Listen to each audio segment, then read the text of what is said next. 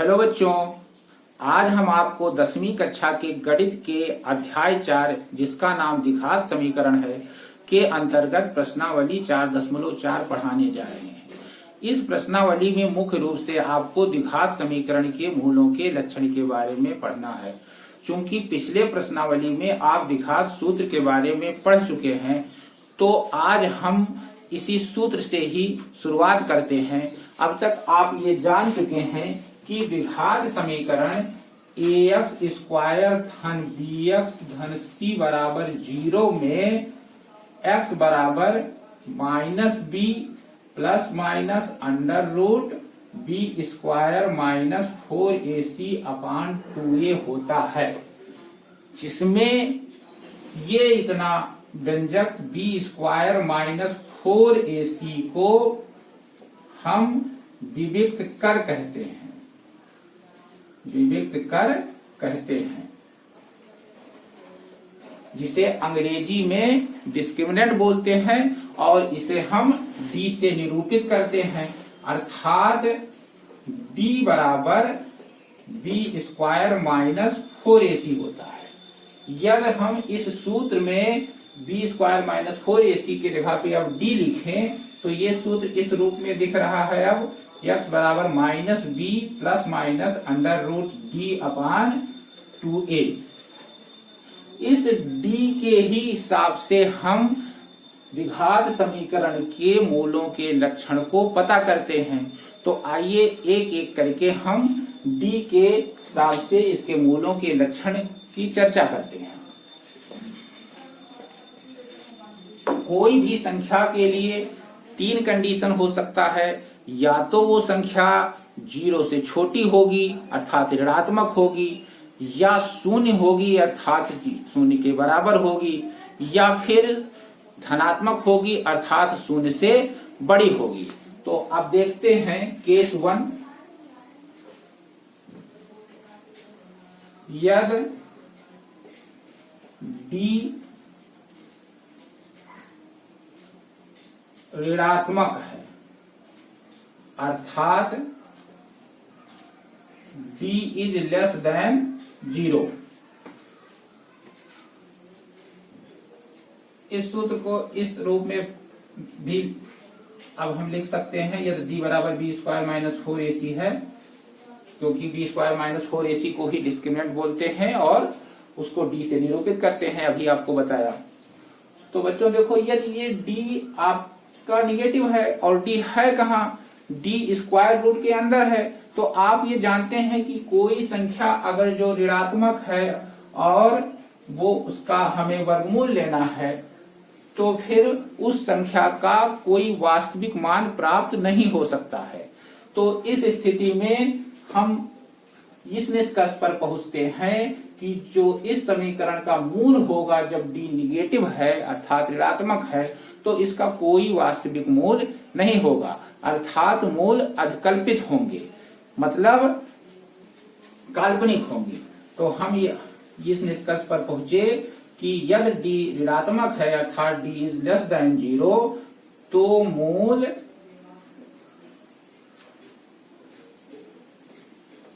काल्पनिक अर्थात अधिकल्पित होंगे। अब दूसरा कंडीशन है केस 2। यदि d 0 के बराबर है, 0 के बराबर है अर्थात d बराबर 0। तो बच्चों देखो, यदि इस सूत्र में हम d को 0 कर दें, तो x बराबर हमें क्या मिलता है, minus b plus minus under root 0 upon 2a implies that x बराबर माइनस b प्लस माइनस 0 का वर्गमूल 0 अपान 2a। अब हम यहाँ पर यदि प्लस और माइनस चिन्ह लेकर के बारी बारी हल करें, तो प्लस चिन्ह लेने पर minus B plus 0 minus B plus 0 minus B ही होगा, मतलब एक मूल मिला माइनस बी अपान 2a। और फिर पुनः माइनस चिन्ह ले, मतलब -b -0, तो -b भी आपका -b ही हुआ, मतलब दूसरा मूल भी मिला हमें -b/2a। तो इस स्थिति में मूल तो है वास्तविक, लेकिन दोनों समान हैं और कितने के बराबर हैं? -b/2a के बराबर है। तो अतः ये निष्कर्ष मिलता है हमें कि मूल वास्तविक एवं समान होंगे तथा -b/2a के बराबर होंगे। अब तीसरा कंडीशन है केस 3, यदि d 0 से बड़ा है, धनात्मक है, तब क्या होगा? यदि d धनात्मक है अर्थात d इज ग्रेटर देन 0 है, तो पुनः हम इसी सूत्र पे d के कैरेक्टर की चर्चा करते हैं। बच्चों, यदि d धनात्मक है मतलब 0 से बड़ा है, तो आप जानते हैं कि कोई भी संख्या जो धनात्मक है, यदि हम इसका वर्गमूल लेते हैं तो इसका वर्गमूल हमें एक नहीं 2 संख्या मिलती है। जैसे √9, तो √9 +3 और -3 दोनों होता है। तो यहां पर भी d के हमें 2 वर्गमूल मिलेंगे और उनको जब हल करेंगे तो हमें x के 2 मान मिलेंगे। तो ये निष्कर्ष पर हम पहुंच रहे हैं कि मूल वास्तविक होंगे तथा भिन्न भिन्न होंगे। ये इतना समझने के बाद अब आप प्रश्नावली 4.4 के प्रश्नों को हल कर सकते हैं। प्रश्नावली 4.4 में जो पहला प्रश्न है, उस प्रश्न में आपसे क्या कह रहा है, आइए देखते हैं। प्रश्नावली 4.4 के पहले प्रश्न में कुल 3 भाग हैं। इसमें कहा जा रहा है कि निम्न द्विघात समीकरणों के मूलों की प्रकृति ज्ञात कीजिए। यदि मूलों का अस्तित्व हो तो उन्हें ज्ञात कीजिए। मतलब पहले तो हम ये जांच करेंगे कि मूलों का अस्तित्व है कि नहीं, अर्थात वास्तविक मूल है कि नहीं है। यदि वास्तविक मूल है तो हम उनको पिछले प्रश्नावली में बताई गई कोई भी विधि, चाहे गुणनखंड विधि हो या सीरीधराचार का सूत्र हो या पूर्ण वर्ग बनाकर विधि हो, हमें जो आसान लगे उससे हम मूल ज्ञात कर लेंगे। तो सबसे पहले हम चेक करेंगे कि मूल वास्तविक है अथवा नहीं है। तो देखिए पहले क्वेश्चन का पहला पार्ट, आंसर फर्स्ट। ये आपको दिया गया है 2x² - 3x + 5 = 0। आप लिखेंगे समीकरण फर्स्ट की तुलना ax² - bx - c = 0 से करने पर, तो बच्चों आपको a बराबर मिलेगा 2, b बराबर -3 और c बराबर 5। तो चूंकि d बराबर क्या होता है, b² - 4ac, मतलब -3 का स्क्वायर -4, a की जगह पे 2, c है 5, तो -3² हो गया 9, -4 2 जा 8, 5 जा 40, 4 दूनी 8 पंचे 40। तो ये आपको मिला -31, अर्थात ऋणात्मक। तो ऋणात्मक जब डी है तो मूल क्या होते हैं, काल्पनिक होते हैं, अर्थात वास्तविक मूल नहीं है। तो हम अब लिखेंगे अतएव दिए गए समीकरण के मूल वास्तविक नहीं है। तो अब मूल जब वास्तविक नहीं है तो अब हमें यहीं पर स्टॉप हो जाना है, आगे नहीं बढ़ना है, क्योंकि वास्तविक मूल है ही नहीं तो हम उसे पा भी नहीं सकते। अब हम दूसरा भाग देखते हैं पहले प्रश्न का। ये पहले प्रश्न का पहला भाग था। आप दूसरे भाग पे आइए।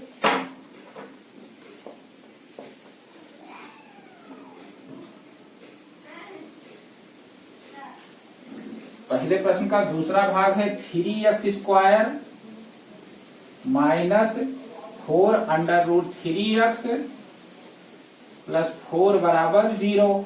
वही प्रक्रिया समीकरण फर्स्ट की तुलना ax² धन bx धन c बराबर 0 से करने पर तो a बराबर 3, b बराबर -4 अंडर रूट 3 और c बराबर 4। तो आप लिखेंगे चूंकि d बराबर क्या होता है b² -4ac, तो आपको d मिलेगा b² मीन्स -4 रूट 3 का स्क्वायर -4a मीन्स 3c 4 है। तो ये आपका 4 स्क्वायर 16 रूट 3 का square 3 16 into 3 48 minus 4 into 3 12 12 into 4 48 equal to 0। अर्थात मूल वास्तविक है और समान है। अर्थात मूल वास्तविक है एवं समान है। तो आप लिखेंगे चूंकि x बराबर क्या होता है -b plus minus under root d upon 2a implies that x बराबर -b मीन्स -4 रूट 3, ये हो जाएगा 4 रूट 3 और ये आपका 0 है अपान 2a 2 3 जा 6 2 तिहाई 6। इसको सॉल्व करेंगे तो x बराबर मिलेगा हमको 2 रूट 3 अपान 3 और पुनः यही मिलेगा 2 रूट 3 अपान 3। तो ये हुआ इस समीकरण का हल। अब हम प्रश्न संख्या 2 पर चलते हैं। प्रश्न संख्या 1 में 3 भाग थे, 2 हमने सॉल्व किए, एक आप स्वयं इसी प्रकार से करेंगे। प्रश्न संख्या 2 में 2 भाग हैं, जिनमें से एक भाग मैं कर देता हूं, एक भाग बच्चों आपको करना चाहिए। देखिए प्रश्न संख्या 2 का पहला भाग क्या है।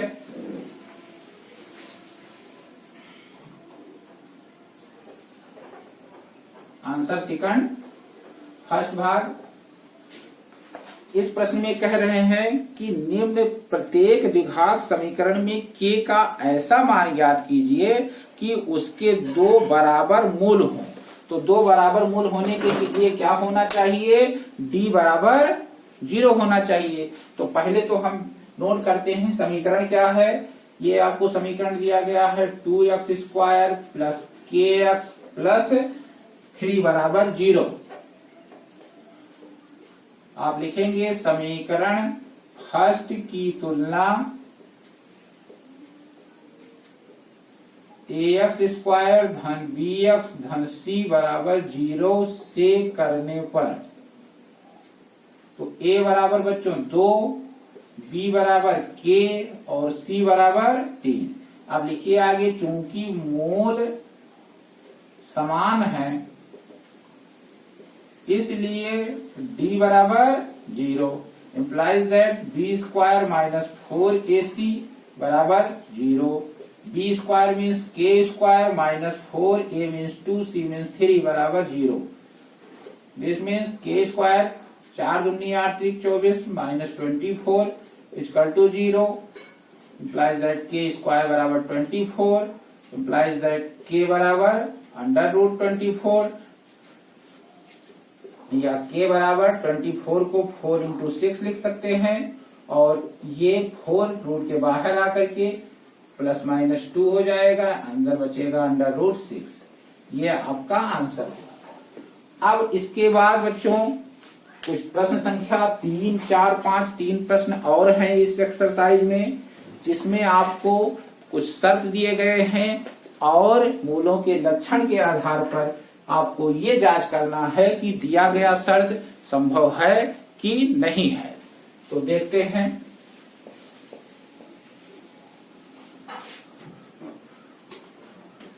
आंसर 3। प्रश्न क्या है? प्रश्न में कह रहे हैं कि क्या एक ऐसी आम की बगिया बनाना संभव है जिसकी लंबाई चौड़ाई से दुगनी हो और क्षेत्रफल 800 मीटर स्क्वायर हो? यदि है तो लंबाई और चौड़ाई ज्ञात करिए। तो मान लेते हैं कि माना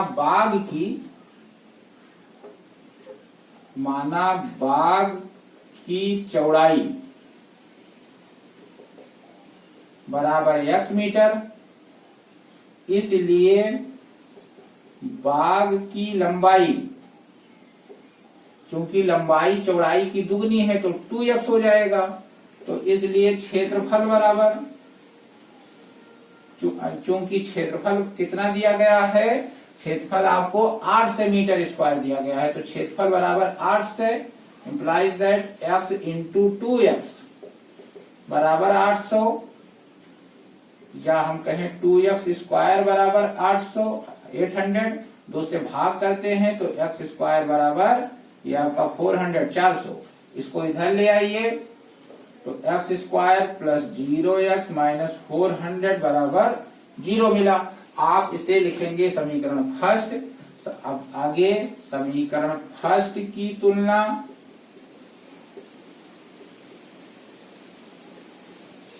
ax स्क्वायर धन bx धन c बराबर 0 से करने पर,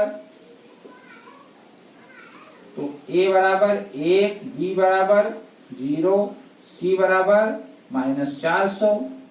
तो चूंकि d बराबर क्या होता है बच्चों, b स्क्वायर माइनस 4ac, तो b स्क्वायर मतलब 0 माइनस 4, a की जगह पे 1, c की जगह पे -400, तो ये आपका हो गया प्लस 1600। तो हल इसका कैसे होगा? अब यहां पर g क्या आया है, ग्रेटर देन 0 बराबर धनात्मक, अतः दी गई नाप की बगिया संभव है। आप ये लिखेंगे और हल करेंगे, क्योंकि x बराबर -b प्लस माइनस √d अपान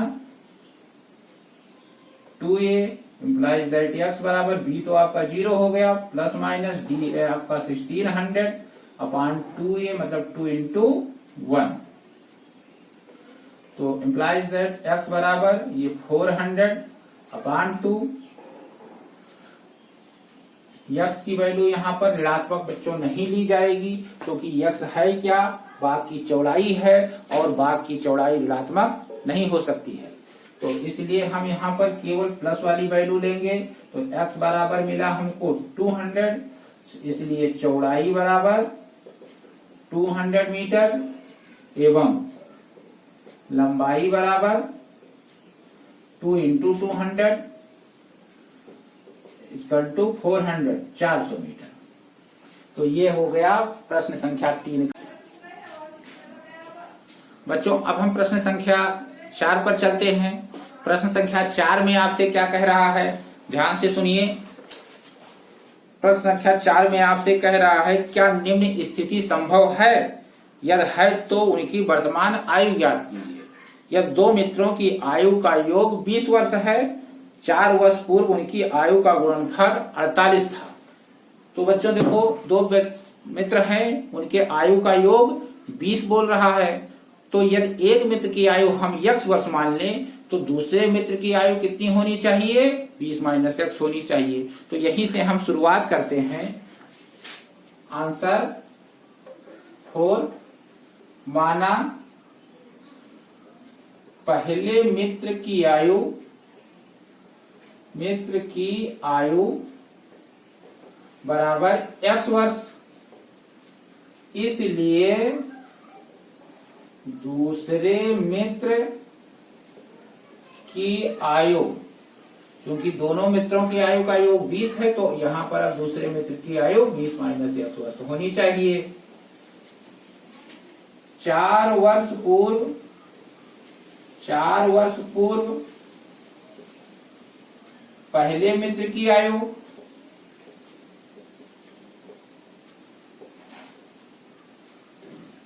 ये आपका होगा बच्चों x माइनस 4 x माइनस 4 वर्ष। क्यों? क्योंकि 4 वर्ष पहले आयु 4 वर्ष कम रही होगी, घट जाएगी। ऐसे ही 4 वर्ष पूर्व दूसरे मित्र की आयु बराबर, इसकी आयु इसमें से घटेगी 20 minus x minus 4, 20 minus x minus 4 अर्थात 16 माइनस x। अब प्रश्नानुसार हम लिखेंगे, चूंकि प्रश्न में कहा है कि 4 वर्ष पूर्व दोनों के आयु का गुणनफल 48 था, तो हम लिखेंगे कि x minus 4 into 16 minus x बराबर 48। गुणा करते हैं x into 16 x into x minus x square minus 4 into 16 चौका 64 माइनस 64, ये माइनस 4 और माइनस x का गुणा प्लस 4x बराबर 48। अब इसे हल करते हैं तो minus x square 16x 4x मिलकर के 20x, ये आपका माइनस 64, ये 48 भी इधर आ जाएगा, तो माइनस 48 बराबर 0। तो माइनस x स्क्वायर धन 20x और ये 8 4 12 4 6 10 1 11 माइनस 1 से 12 बराबर 0। माइनस से गुणा करते हैं तो x स्क्वायर माइनस 20x धन x से 12 बराबर 0। इसे समीकरण फर्स्ट डाल दीजिए और लिखिए कि समीकरण फर्स्ट की तुलना ax स्क्वायर धन bx धन c बराबर 0 से करने पर, तो a बराबर मिलेगा आपको 1, b बराबर माइनस 20, c बराबर x से 12। अब आप लिखिए क्योंकि d बराबर होता है b स्क्वायर माइनस 4ac, इसी को हल करिए तो माइनस 20 का स्क्वायर माइनस 4, a के जगह 1, c के जगह 1 से 12, 20 का स्क्वायर करेंगे तो 4 से मिलेगा और ये गुणा करेंगे तो 1 से 12 गुणे 4 448, मतलब माइनस 48 मिला, अर्थात ऋणात्मक मिला। d का मान हमें ऋणात्मक मिला, तो इसके मूल काल्पनिक होंगे अर्थात वास्तविक नहीं होंगे। इस प्रकार हम इस निष्कर्ष पर पहुंच रहे हैं कि दी गई स्थिति संभव नहीं है। तो आप लिखेंगे अतः दी गई स्थिति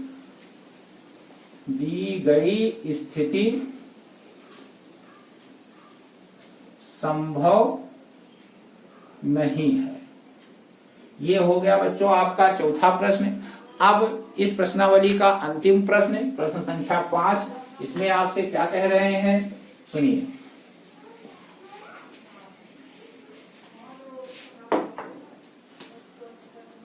प्रश्न संख्या 5 में कह रहे हैं कि क्या परिमाप 80 मीटर तथा क्षेत्रफल 400 वर्ग मीटर के एक पार्क को बनाना संभव है? यदि है तो उसकी लंबाई और चौड़ाई ज्ञात करिए। तो पार्क के लिए हम मान लेते हैं कि माना पार्क की लंबाई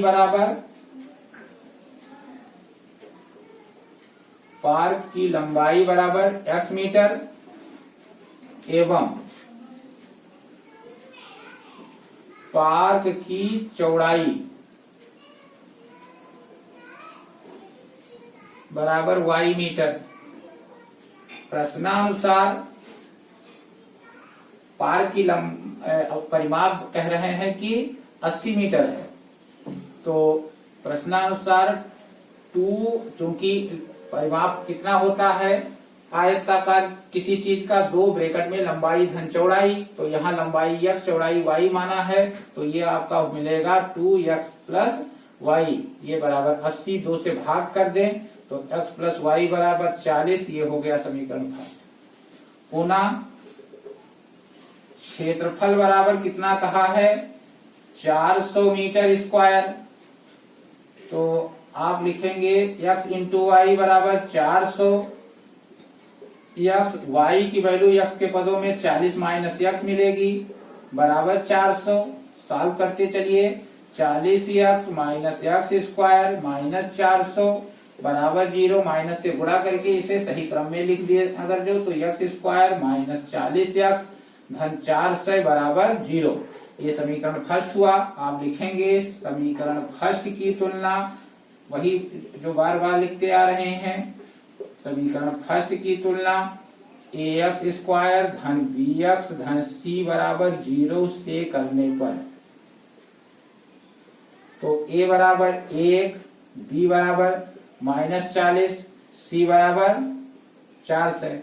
चूंकि d बराबर क्या होता है, b स्क्वायर माइनस 4ac, तो आप लिखेंगे माइनस 40 का स्क्वायर माइनस 4, a के जगह 1, c के जगह 400। 40 का स्क्वायर 1600 माइनस 4 गुणे 400, ये भी उतना ही आएगा और बराबर 0। और 0 होने पर मूल क्या होते हैं, वास्तविक तथा समान होते हैं। तो इसलिए मूल वास्तविक, इसलिए मूल वास्तविक है। अतः दी गई स्थिति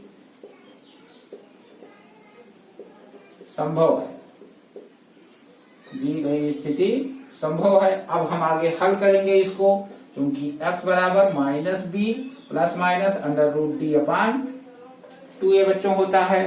तो अब d की वैल्यू यहाँ और ये b की रख देते हैं, तो minus minus 40 plus minus under root 0 upon 2 एकम 2 मिलेगा।